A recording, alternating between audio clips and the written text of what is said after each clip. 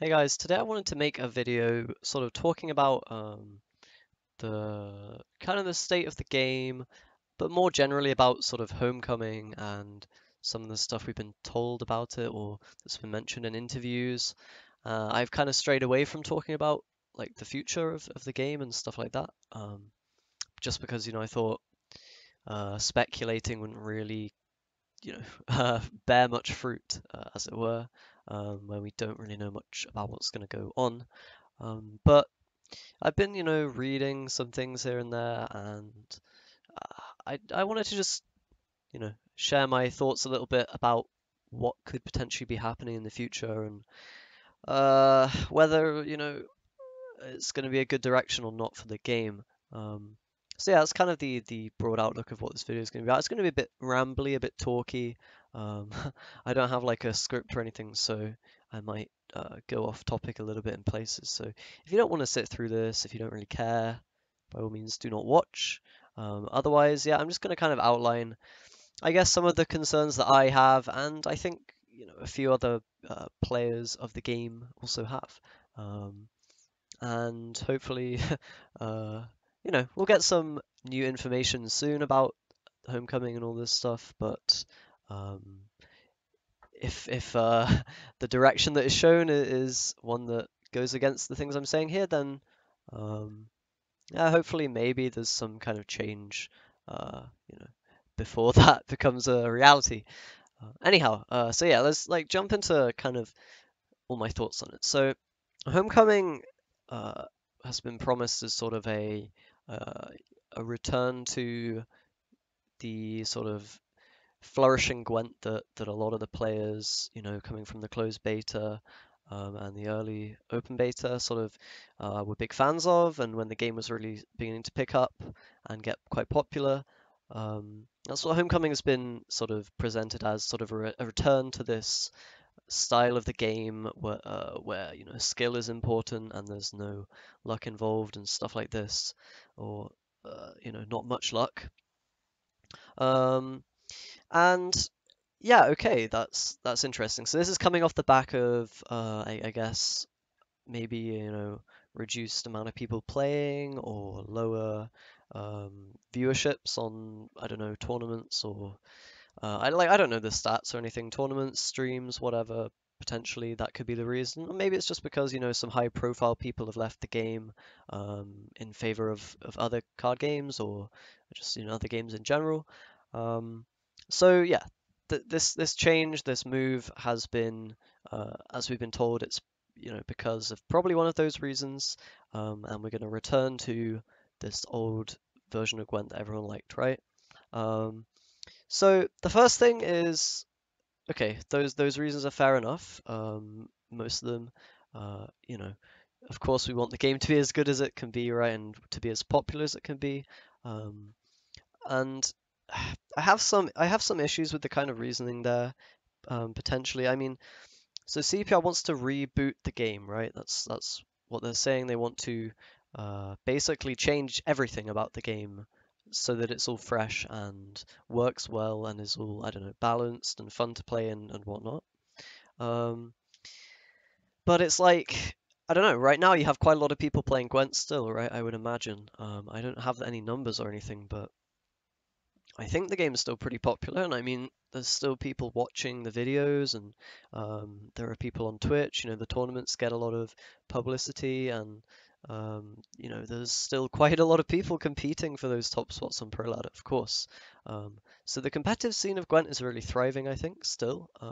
No one's sort of saying. I think there's even more competition than there has been in the past for the top spots, and definitely the quality of play has risen a lot uh, you know, since the old days of Gwent Slam 1 and 2 and whatnot, where really there were there were players competing in the tournament scene who weren't like even maybe including myself who weren't who were making mistakes and not playing as well as they could have been, etc. You know what I'm saying? So basically, yeah, the competitive scene of Gwent has improved, I think, and is still improving. And from my perspective, I think tournaments are very engaging still. They're by far the best part of Gwent as a game, and there's a huge amount of room to innovate and yeah, experience sort of new strategies and stuff, and outmaneuver opponents in terms of theory crafting and matchup, prediction and stuff like this. So I think that the tournament scene is still flourishing, and I don't even think people have quite reached the peak of, you know, uh, performing at their full potential, let's say, in that tournament scene. So in terms of competitive Gwent, I don't think like there really needed to be any change or deviation um, in that sense. Like tournament play, the game you might even if you're going to argue that the game is stale or whatever, or that it becomes boring when you play it a lot casually, which maybe that is the case, maybe not. Um, but you cannot argue that the tournament scene is not interesting. I think that's what I would say. The competitive aspect and the tournaments are always going to be the kind of best part of Gwent, in my opinion. So, um, from that angle, okay, we don't really need to change the game, sure. The other angle is okay, so are people not enjoying the game anymore because it's not fun? Like what's going on here? So is the game itself just not an enjoyable time? Um, well, I mean that you might say, yeah, okay, it's not fun. There are a lot of people who've left the game, right? So why would they leave if they were having fun still? Okay, sure, but maybe they just played too much of the game, right? Or maybe there wasn't enough, new content for them. So um, that's probably the angle I would approach it from is like a lot of people who've left the game, they've probably either they've stopped having fun with it because of either burning out, playing it too much. Because a lot of us remember we've played like thousands and thousands of hours of Gwent because we've enjoyed it so much in the beginning, and then once you've played it so much, maybe you don't have as much fun with it anymore, right? And then the whole like lack of content is part of that as well, right? Like if there's no real updates coming through or the updates don't change much or there are hardly ever new cards and stuff like this, you're going to be playing similar sorts of things a lot of the time against similar opponents and it just becomes kind of samey and we've all been there, right? We've been like, oh, great swords, great, whatever. And you get bored of that. So perhaps lack of content plus burnout means people leave. That's what I would say is probably going on. And you've got things like arena, which some of the special arena modes have been pretty cool, but normal arena, I think most people would agree, is pretty terrible. Like in terms of an entertainment like point of view, I think there's like a very limited amount of enjoyment to be had from that mode. I think it's pretty evident, like no streamers at all, for example, like ever stream arena, right? Like unless it's the special arena modes or whatever. It's just like a completely dead game mode that doesn't really offer anything at this point. And that's just due to like the nature of the mode. And this is going to feed into some of the other points that I'll make later. Like arena's just sort of the way it's been implemented doesn't really work for Gwent, I think.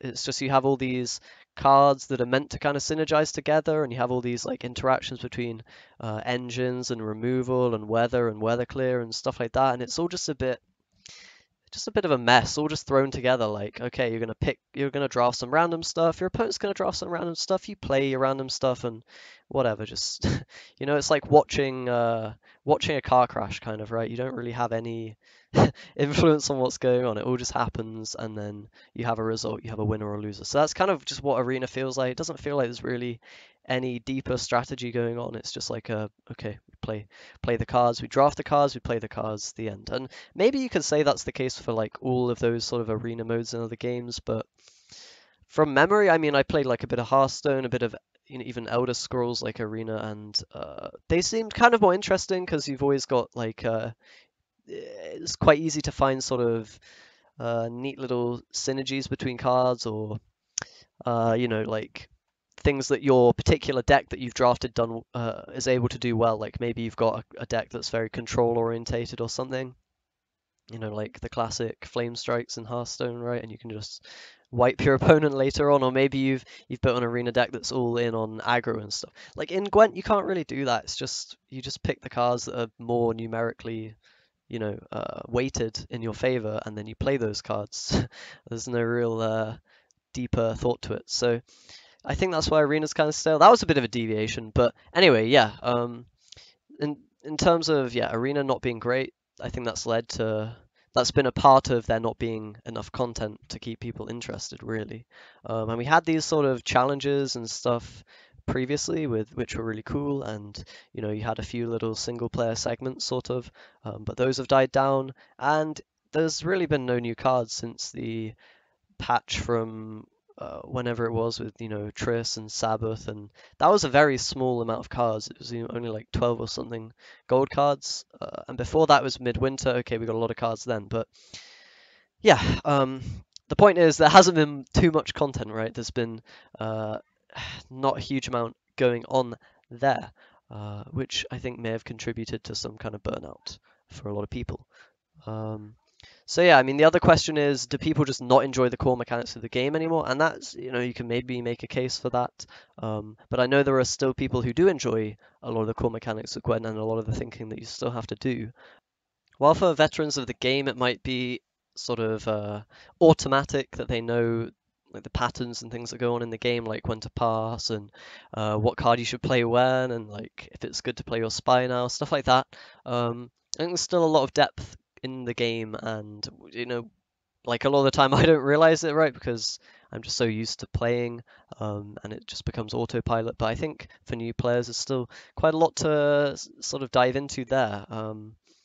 And yeah, I know that there are a lot of people who do still enjoy the game a lot. So yeah, I mean, you can definitely make a case that the game could be improved. I think that, of course, like there's no doubt about it. And you could change cards, you could add cards, like you could iterate upon the stuff that we already have, right? So I feel like, yeah, of course, there's room to improve the game in that sense. Make more interactions, make more like cool effects that take some setup to carry out. Make the sort of wacky strategies that are hard to pull off, but when they do are really powerful. Make those more viable, and stuff like that. And yeah, just print more interesting cards, not so many just carbon copies of stuff. Like I was just thinking like today, like why are there so many? You have the three strength units that pull the three strength units out the deck. There's just like a bunch of those in the game for like whatever reason, I don't know. And like Scoia'tael has literally two versions of that. It has the volunteers and the blue stripes, whatever, the blue elite commando cards. The ones that get buffed when they get moved. They have like two of those like three strength tutor bronzes. It's like what? There's like no real variety going on there. And yeah, this all feeds into part of the problem with all the stuff that happened in the past with like removing a lot of the mechanics in the game, like all the row locked units and the gold immunity, I guess, is one that people bring up a lot. And yeah, effects for being on different rows you could implement to sort of fix that problem. And this feeds into the kind of some of the changes that have been announced for Homecoming. So we have two rows happening, and the sort of idea behind this is or they're able to create these unique effects for certain cards when they're placed on certain rows, right? So that in theory adds a lot more complexity to the game and is pretty cool now. Okay, sure. So that's good. But then you have people who are skeptical of this, and they're like, okay, well, two rows, it's not three rows. It's a bit of a departure from what we're used to. Okay, yeah. Maybe all valid concerns, and maybe not. Like, you're going to have some more complexity. You're going to have some interesting effects, hopefully, from that two-row change. You just got to ask the question, though, like, why couldn't this be done with three rows? Does it really need to go to two? Because surely, I mean, three, if you're able to do three rows with these complex effects, and the thing is, you don't need every card to have an effect based on row placement and stuff like this, but just a little bit to spice things up. If you just imagine the game we already have right now and then throw in some extra little flavor here and there, like maybe a card is stronger if you put it on this row, or this card is better if it hits a unit on the opposite row, or like whatever. You could do some things there. There's ideas to explore, and we've even had row locked units in the past, which is pretty nice for sort of players who played the game and were competitive. They'd be able to sort of predict where the opponent would play and what that could enable for them. Things like Igni and playing around that, and sort of weather effects and being able to use those at the correct time. But yeah, ultimately the idea of moving to two rows rather than three is not too worrying. It speaks to me of there's a reason for that, and it could be one of many things. It may not be any of these things, who even knows? But it could either be laziness, not wanting to do 3 rows. It could be lack of like time to be put into this homecoming project, so that you're not able to, I don't know, balance around 3 rows anymore or whatever. It could also just be lack of manpower, and it could even be that I'm just missing something very obvious, right? Or potentially not obvious, that makes 2 rows especially better than 3 rows. But it, if I have to speak honestly, it just feels like yeah, just an easier route than doing 3 rows and making those all um, you know, cool and meaningful, right? But okay, sure, 2 rows, that's not a huge problem. That's not really an issue. If the game is still good with 2 rows and you've made it more complex and interesting and competitive and skill based or whatever, then great. 2 rows sounds like a good idea. Okay, sure. Um, and this kind of leads to the next thing, and like the 2 row thing wouldn't really be a big issue at all if that was the only like proper big change that the game was gonna experience. Like and the next things might not even be a problem. Like, obviously, I don't really know anything about Homecoming, right? So, it could be that when we get details, whenever, I don't know, next month or whenever they said they're going to be announced, then maybe all of this is redundant and we're able to see how these changes will pay off and why it will be such a great game. But yeah, the next kind of thing is they're changing decks from 3 bronzes to 2 bronzes, apparently. Now this kind of ties into the whole new provision system I assume they've got going, where cards basically cost a certain amount to be put into a deck, and you have like a limited resource to use to put your cards in your deck. So um, I guess that means you can balance cards around that, and that's a pretty cool idea. And you can maybe, have a smaller deck or bigger deck depending on, you know, I don't know, the quality of the cards and stuff like that. Whatever. Okay, it's a cool idea. Um, the whole 2 bronze limit, I'm not sure, like, I can say that I have a problem with this, because it could be that this is the only way to make the provision system work or whatever, and perhaps that provision system will be really cool. Um, sure, it's possible, but I mean, there are like some worries with this. Like, you're reducing sort of a kind of a key aspect of the game. The 3 bronzes in a deck is pretty important for a lot of reasons that might be subtle, but um, are actually pretty important. And this is kind of where I'm just worried that like the people making these changes don't quite, grasp like the severity of the change, right? Like, okay, 3 bronzes to 2, what's the big deal, right? Okay, now you just get to put more bronzes in your deck. Hey, look at that, you've got new different bronzes. But there's a few things that this causes to happen which aren't necessarily good. And the first of those is basically uh, less synergy in your decks is going to be a thing, right? When you're having 3 copies instead of 2, you're going to be, if cards are synergistic, and it may be the case that they're not even going to rely on synergies anymore. Maybe cards will have effects that, I don't know, like Orcfist or something, where you play it and if it doesn't get removed, it does something. Um, but I'm just skeptical of this whole thing, because it's like, how many effects can you make on cards that don't require synergies, right? And if your whole balancing and creating cards is based around uh, not having synergies at all, right? If it's just all about, or like having limited synergies, basically, if you're not caring about synergies, the synergies that you do even try to do are going to be weak, because you're not going to have enough to, work together, if that makes sense. Um, what am I trying to say? Basically, like, if you're going for 2 bronzes instead of 3, um, I don't know. I see it being very difficult to create a lot of unique effects and creative effects that are viable and work, and that aren't just sort of point slamming, or okay, I'm going to play a trebuchet, it's going to deal 1 damage. Oh, well, I play my dragoon, it's going to buff for 1. Because they're kind of the same card, they just do it slightly differently, right? Um, but those are the kind of things you would put in a Siri Nova deck right now, right? They're the kind of cards that you would say, okay, I can afford to play this not really synergistic card. It just gets value and it's an engine or whatever. Or maybe it's not an engine, maybe it's a Bearmaster, whatever. Um, yeah, if every deck is going to be functioning like that, of not really the sort of spies gameplay, or I don't know, maybe the reveal gameplay where you have your mangonels or your enforcers, and you need to set up all these sort of synergies so that you get as many points as possible, and your opponent's trying to interrupt that. If it's just like, okay, well, I play my trebuchet, and I play my Owl's Thunder on that trebuchet, and I play my light longship, and I play my thunder on that light longship, like that's just not really going to be entertaining, I think.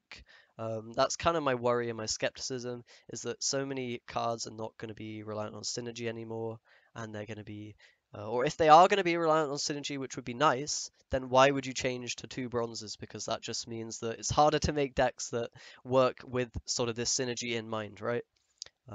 If if that makes sense at all, it might just be me rambling a little bit at this point. Who even knows? But yeah, the sort of the change there, I don't know. I don't know really, like, why you would have to make that change. And I guess maybe we'll find out at some point, but it does worry me a little bit when you factor in this sort of change to two rows as well. I mean, is it all just like, okay, this is easier to do, so we're going to do this, whether or not it will be actually good for the game or make the game more enjoyable or whatever? I'm not sure. Like, it's just worrying, that's all. So yeah, that's my thoughts there. And then like, so the final thing here is on things that have been confirmed. I've believed to have been told that spies are going to be removed. So card advantage spies, that is, the ones that you play points on your opponent's side and you gain card advantage from them. So they're going to be removed from the game entirely. Now, if that is true, I'm not a huge fan. I mean, spies have been like in the game since literally Witcher 3, right?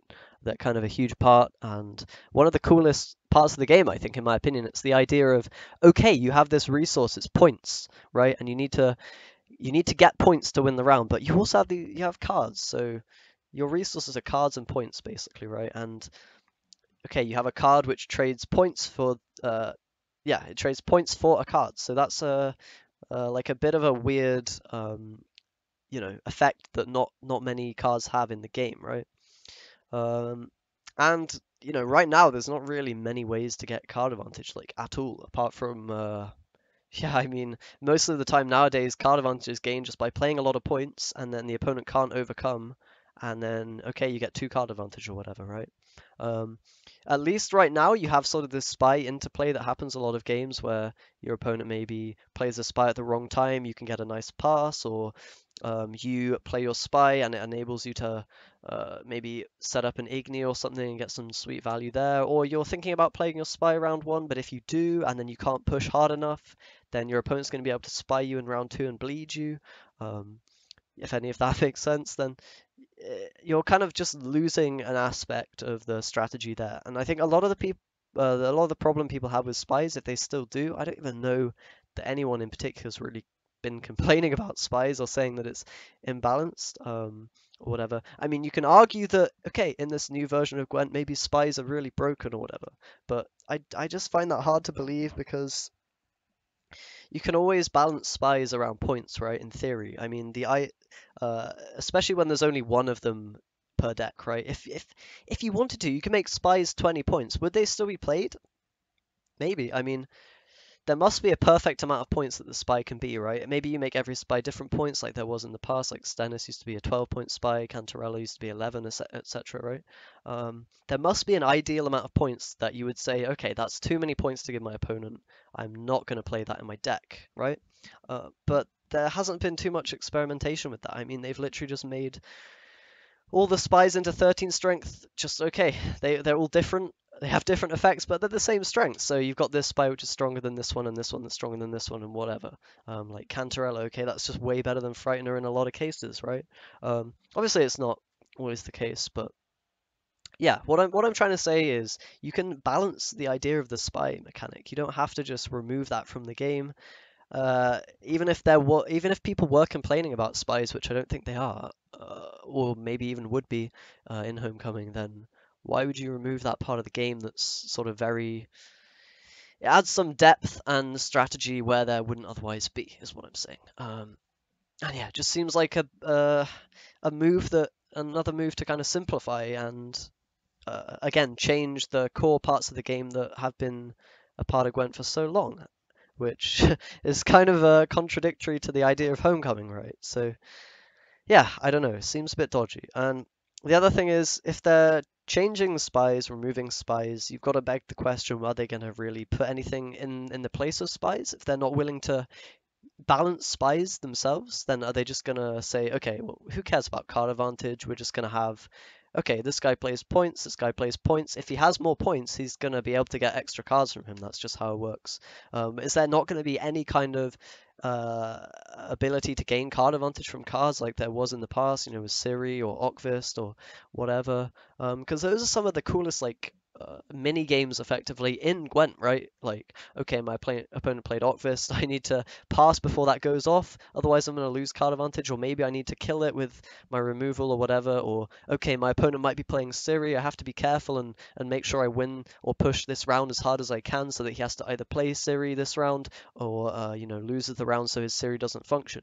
There's just, like, so much depth and sort of interesting stuff to be had from those sort of mechanics because it's gaining value that will pay off later without sort of just distributing points into your own cars like with Neckers or Dragoons or whatever, and without abusing sort of a spy like an undervalued spy mechanic. So maybe playing a spy and then ignying it for whatever you win on even, etc.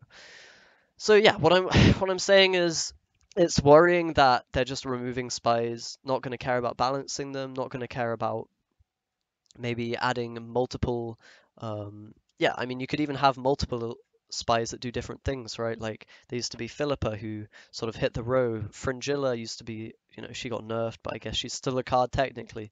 But you can do all these things with not necessarily the spy mechanic, but with that card advantage mechanic, right? Maybe you have a spy that isn't 13 points, but instead is like 20 points. But if you play it on a row which already has a certain amount of points, then it's only 10, or something weird like that, right? You can make all these like really interesting effects that work in different situations, and that are balanced and make spies worth it or not, depending on what type of deck you're playing, rather than just, okay, I need to put this in my deck because it's really good, or whatever.